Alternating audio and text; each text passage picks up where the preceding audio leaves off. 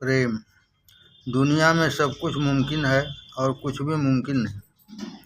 मुमकिन और गैर मुमकिन सिर्फ हमारे तुम्हारे मन की फुर्ना का खेल है। मन ने चाहा तो गैर मुमकिन मुमकिन बना दिया, मन ने नहीं चाहा तो मुमकिन गैर मुमकिन हो गया। यह जगत दरअसल मन के तमाशे का खेल है। तुम कहते हो कानून कुदरत के खिलाफ कोई काम नहीं होता। कोई आदमी तो मन की ताकत और तमाशाओं का हाल जानता है, तुम्हारी ऐसी बातों पर हम हंसेगा। तुम कहते हो कानून कुदरत के खिलाफ कोई काम नहीं होता। कोई आदमी जो मन की ताकत और तमाशाओं का हाल जानता है, तुम्हारी ऐसी बातों पर हंसेगा। इसलिए मन की असीम ताकतों को सीमित बनाने का ख्याल न करो, बल्कि उस पर गौर करो। तब कानून कुदरत को कुछ कुछ समझ सकोगे। जेती लहर समुद्र की, तेती मन की दौर, सहजै हीरा निपजे, जो मन आवे ठौर। दूसरी बात यह है कि जब कोई बात कही जाए तो लफ्ज़ों को न देखो, लफ्ज़ों की मुराद आशय पर निगाह रखो। जैसे छोटा बच्चा कहता है तोती, तो उसकी माता समझती है रोटी। इसी तरह से लफ्ज़ों में मौत है, लफ्ज़ों में मुराद व मानी में जिंदगी है। इसी तरह से लफ्ज़ों में मौत और लफ्ज़ों में मुराद व मानी में जिंदगी है। जो बात कही जाती है किसी मकसद से कही जाती है, ताल्लुक़ मकसद से रखा जाता है, न कि बातों से। लिफाफा फाड़ दिया जाता है, खत को पढ़ा जाता है। लिफाफा बाहरी गिलाफ है, खत अंदरूनी रूह, आंतरिक आत्मा है। इसी तरह लफ्ज़ों में कुछ नहीं होता। लफ्ज़ों में जो मानी छिपे हुए, उनकी तरफ निगाह रखो, तब असलियत नसीब होगी। नहीं तो खाली रह जाओगे, लिफाफा ही हाथ आएगा, असलियत नहीं मिलेगी। एक कथा सुनो, कौन जाने तुम में मालिक का प्रेम पैदा हो और उसके प्यारों की फहरिस्त में तुम्हारा नाम लिख जाए। एक कथा सुनो, कौन जाने तुम में मालिक का प्रेम पैदा हो और उसके प्यारों की फहरिस्त में तुम्हारा नाम लिख जाए। उसके प्यारे तो तुम अब भी हो, सिर्फ भूले भटके हो, लिफाफा परस्त बने हुए हो, वरना उसकी गोद हर वक्त तुम्हारे लिए खुली हुई है। कथा इस प्रकार है। नारद जी भगवान के बड़े भक्त हैं। रात दिन बीन बजा बजा कर कथा कीर्तन करते रहते हैं। एक दफ़ा वे दुनिया की सैर करते करते एक बनिए के घर पहुँचे। बनिया नेक था, साधु समझकर उनकी बड़ी आवभगत की, प्रेम और सच्चाई के साथ उनको खूब खिलाया पिलाया। नारद जी बहुत खुश हुए, बोले, तू बड़ा धर्मात्मा है, तुझे किस बात की ख्वाहिश है? उसने कहा, भगवान का दिया हुआ सब कुछ मेरे पास है, मालिक ने मुझे सिर्फ औलाद नहीं दी। नारद बोले, बहुत अच्छा, मैं विष्णु भगवान के पास जाता हूँ, तेरे लिए सिफारिश करूँगा, यकीन है तेरे औलाद हो जाएगी। यह कहकर चले गए और विष्णु लोक में पहुँचे। भगवान ने प्रसन्न होकर कहा, कहो नारद, कैसे आए? नारद ने जवाब दिया, महाप्रभु, आपका एक भक्त बड़ा नेक धर्मात्मा है, उसकी औलाद नहीं है। मैं प्रार्थना करने आया हूँ या आप उस पर दया करें और उसको औलाद बख्शें। भगवान मुस्कुराए, नारद, तुम जानते हो मेरे राजपाट के काम सब में बांटे हुए हैं। औलाद देने का काम ब्रह्मा जी का है, मैं सिर्फ पालन पोषण करता हूँ। अभी ब्रह्मा जी को बुलाता हूँ, देखो वो क्या कहते हैं।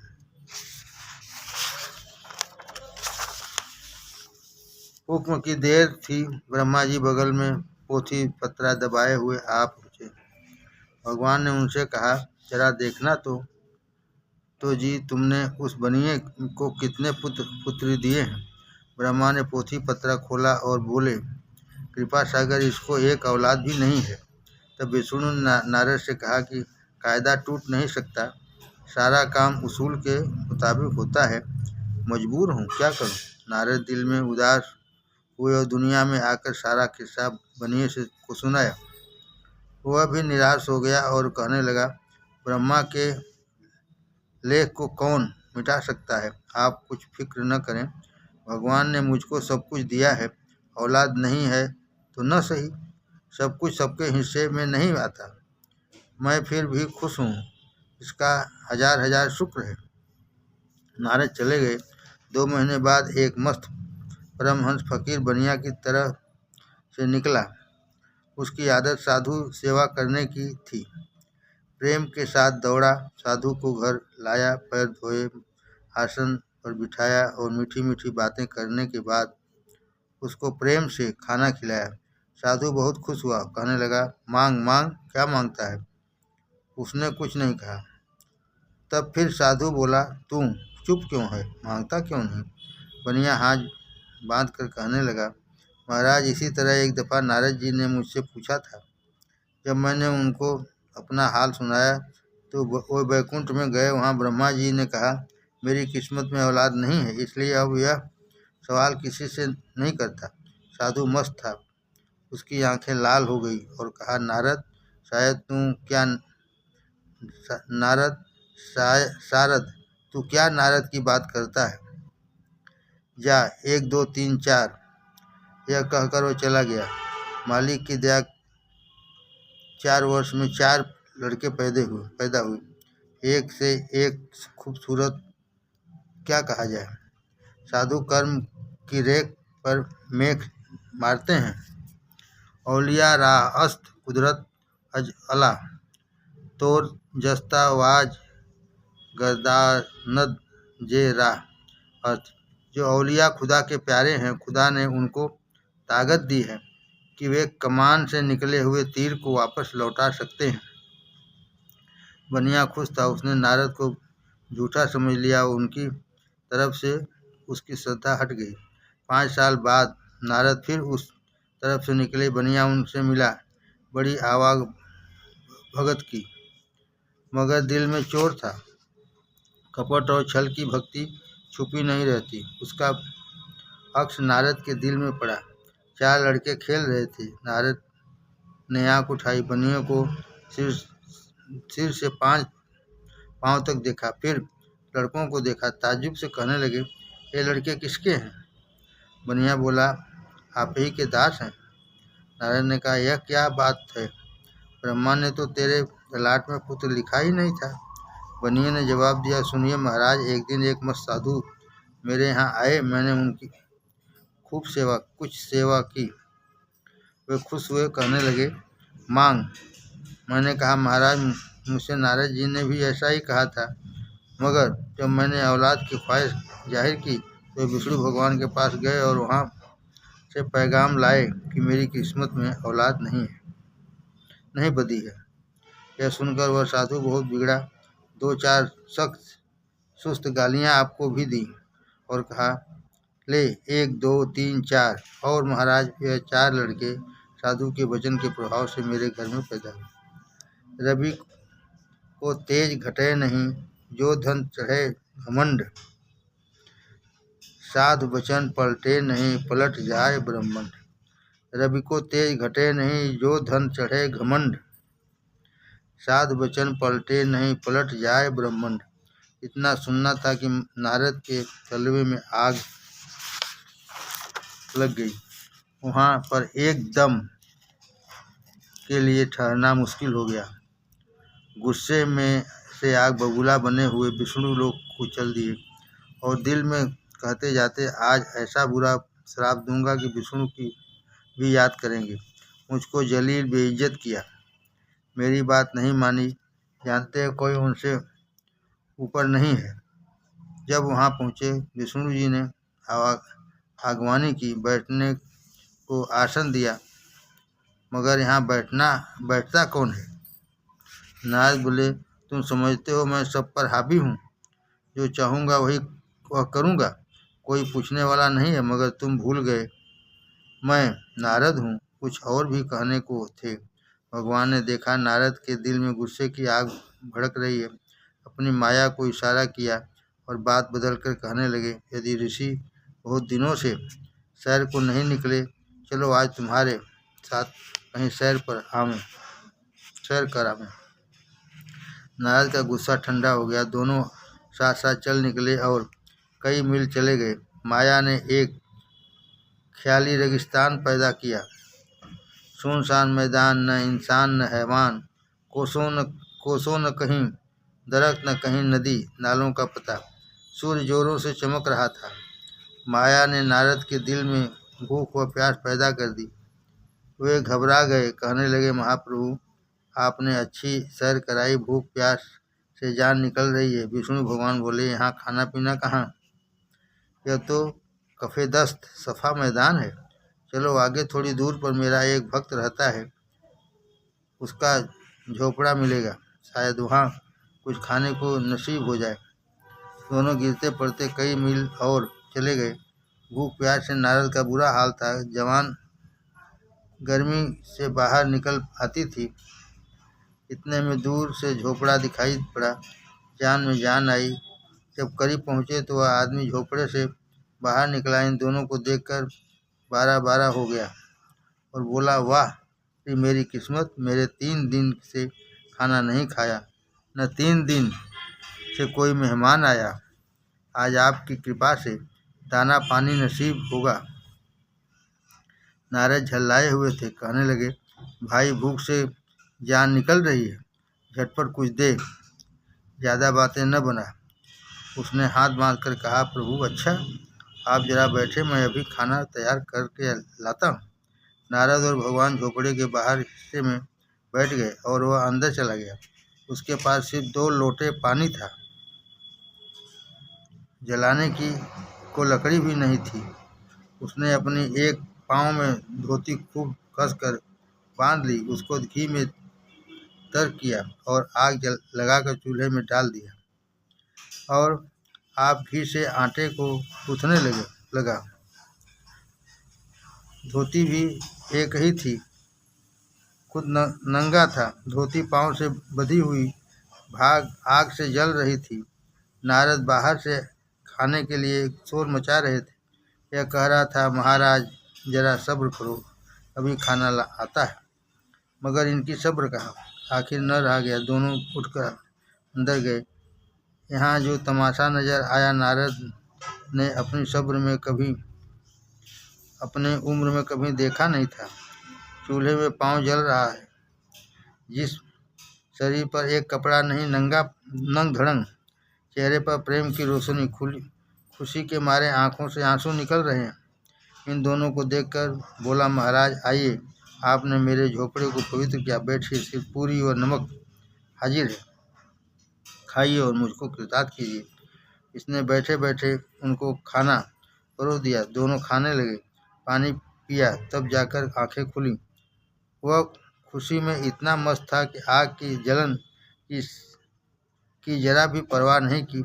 मोहब्बत के आंसू तो निकल रहे थे, मगर मुस्कुराता भी जाता था और मीठी मीठी बातें भी कर रहा था। महाराज मेरी किस्मत कितनी अच्छी है। अफसोस यह है कि मैं जिस तरह चाहता हूँ आपकी सेवा नहीं कर सकता। गरीब का झोपड़ा है, जो कुछ मौजूद है हाजिर है। नारद ने खाना खाकर पानी पी लिया। तब जान में जान आई। जब वहाँ से लौटे और कई मील चल चुके, तब नारद ने विष्णु जी से पूछा, महाराज यह क्या मामला था। उन्होंने जवाब दिया, देखो ऋषि, जहाँ इस प्रकार प्राणी अपने आप को मुझ पर न्यौछावर करते हैं, वहाँ मेरा कुछ बस नहीं चलता। यह मुझसे भी ताकतवर हैं। इनके प्रेम के मजबूत रस्से मुझे बांध रखते हैं। उनकी जगह मेरी आत्मा है। यह मेरी आत्माएं हैं। आत्मा कानून कायदा वसूल और जाब्ता विधि से परे है। यहाँ किसी पाबंदी का लिहाज नहीं रहता। ये जो कुछ कहते हैं सब सच होता है। ऐसे प्राणी मेरी आत्मा में बसते हैं और इस तरह हो जाते हैं कि कोई मेरे और उनके बीच में तमीज भेद नहीं कह सकता। ये मेरे प्राणों के प्राण हैं और जानों की जान है। कैसे मुमकिन है कि मैं इनकी न सुनूं या इनकी बात न मानूं। यहाँ ब्रह्मा का लेख काम नहीं करता। साध हमारी आत्मा, हम साधन के जीव। साधन में हम यों रहे यों पे मध्य घीव। अलग पुरुष की आरसी, साधु की है देह। लखा जो चाहे अलग को, इन्हीं में लख ले। साध मिले साहब मिले, अंतर रही नरेक। साध मिले साहब मिले, अंतर रही नरेक। मनसा वाचा कर्मणा, साधु साहेब एक। सुख देवें सुख को हरें, दुख को हरें। दूर करें अपराध, सुख देवें दुख को हरें। दूर करें अपराध, कहें कबीर एक कब मिले परम स्नेही साध। ऐ नारद, जो कर्मकांडी शरीयत के पाबंद व उसूल और कानून के पाबंद हैं, वे लोग और हैं। जिन्होंने मेरे लिए तन मन धन को जलाकर खाक कर दिया, वे और हैं। इनको उनसे कोई निस्बत नहीं। इनके लिए कायदा कानून नहीं है। कायदा कानून जिस्म के लिए है, रूह आत्मा के लिए नहीं। तुम सिफारिश करने आए थे, मैंने भी चाप्ता विधि की पाबंदी की। वह बावला मस्त परमहंस साधु मेरी आत्मा था।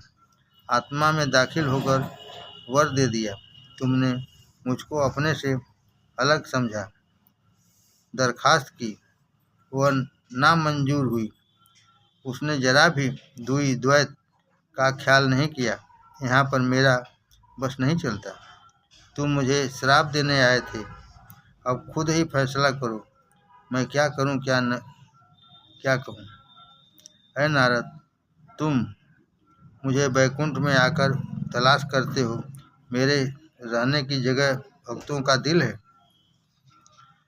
उन्होंने मुझे मजबूर कर रखा है कि मैं उनके दिल में बसूं। तुम मेरे पीछे फिरते हो, मैं उनके पीछे फिरा करता हूँ। क्या ताज्जुब की बात है। कबीर मन मृतक भया, दुर्बल भया शरीर। पीछे पीछे हरि फिरे, कहें कबीर कबीर। ऐसे लोग कुछ नहीं चाहते, मुक्ति भी नहीं चाहते। वे मेरे निष्काम भक्त हैं। ऐ नारद, मेरी तलाश भक्तों के दिल में करो। मैं रात दिन उन्हीं में रहता हूँ। दर दिले मोमिन गुजमई अजब। घर मरा ख्वाही अजा, दिलहात तलब। मैं भक्तों के दिल में रहता हूँ, क्या ताज्जुब है।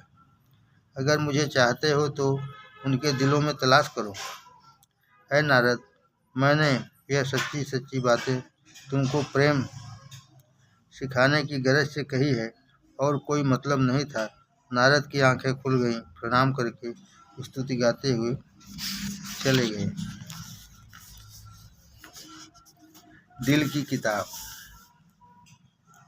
किताब दिल की खुली हुई है, इसी को पढ़ना, यही पढ़ाना।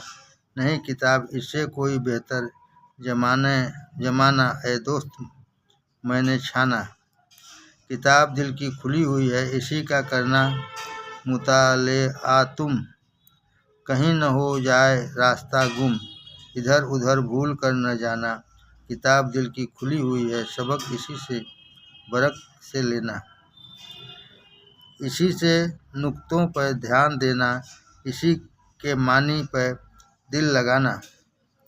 किताब दिल की खुली हुई है, पढ़ो इसे मेरे दोस्त दारों। इसी से दुनिया बदी संभारो, यहीं मिलेगा तुम्हें ठिकाना। किताब दिल की खुली हुई है, निगाह गायर मिली हुई है, गहरी मिली हुई है। इसी को पढ़ना, इसी को पढ़ाना, इसी को पढ़ना, जो तुम हो दाना अक्लमंद। अजाय बातें तमाशे, इसमें ऐसे ऐसे कि भूल जाओ निगार खाना तमाशा घर। किताब दिल की खुली हुई, यही तुम्हारे दिल हैं सब कुछ। न तुम मदारिस में होना दाखिल, न तुम मकातिब पाठशाला किस्मत जाना। किताब दिल की खुली हुई है, पढ़ो इसे, गर है जौक उल्फत। मज़े हैं यहाँ इसको चाशकी के, मजाक इसका है आशफाना। किताब दिल की खुली हुई है, पढ़ो इसे, चाहो गर रियाजत। इसी में मखफी छिपा हुआ है, फिर सिर भेद अकबर बड़ा। इसी में अनहद सुरों का गाना। इसी में छिपा हुआ है भेद अकबर बड़ा, इसी में अनहद सुरों का गाना। किताब दिल की खुली हुई है, पढ़ो इसे, गर है जोक शौक इरफान ज्ञान। यही है वेद और यही है कुरमा, कलाम हक का यही खजाना। पढ़ी किताबें समझ न आई, तमाम बेसुध थी पढ़ाई। हम इम्तहान में न उतरे पूरे, गलत रहा सीखना सिखाना। जो कि किताबों में राज जोई, जो कि किताबों में राज जोई, तो यूँ समझ लो कि उम्र खोई। जो कि किताबों में राज जोई, तो यूँ समझ लो कि उम्र खोई। हमें ज़रूरत नहीं कुतुब की, ऐ शौक़ है महज जाहिलाना। कुतुब का ऐ दोस्त जो वरक है, इसे समझ काल का सबक है। किताब में इल्म है किताबी, किताबें दिल हाल का खजाना। किताबें दिल हाल का खजाना।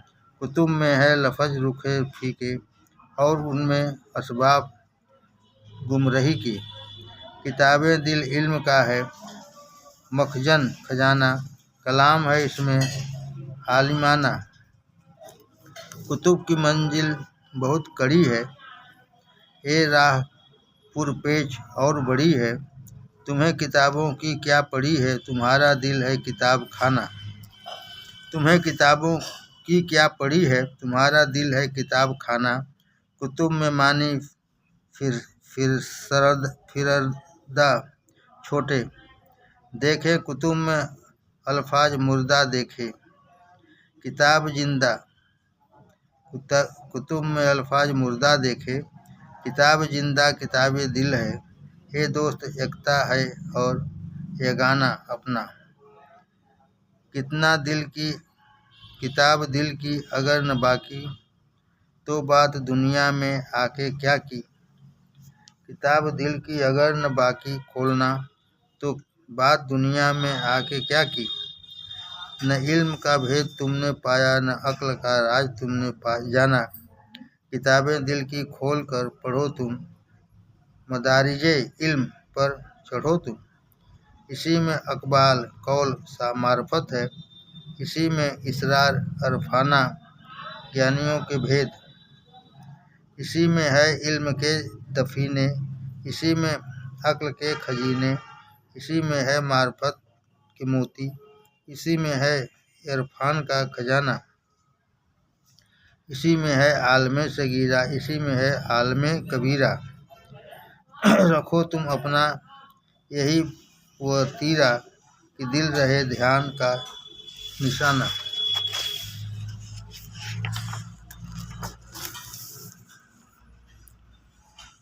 नुकात इल्मो अदब है इसमें, रमूज भेद हिकमत की सब है इसमें। अमूर वक्ते तलब है इसमें, इसे जो समझे वह है यगाना। बयां है खिलकत का सार, खुदा की कुदरत है आशकारा जाहिर। इन्हीं में 14 तख्त लोक हैं रोशन, जिन्होंने इस दिल का राज जाना। किताबें दिल का अजब है लेखा, निगाह गायर गहरी से मैंने देखा। करें जरा भी अगर परेखा, तो मैं हो जाए तू भी दाना। समाप्त।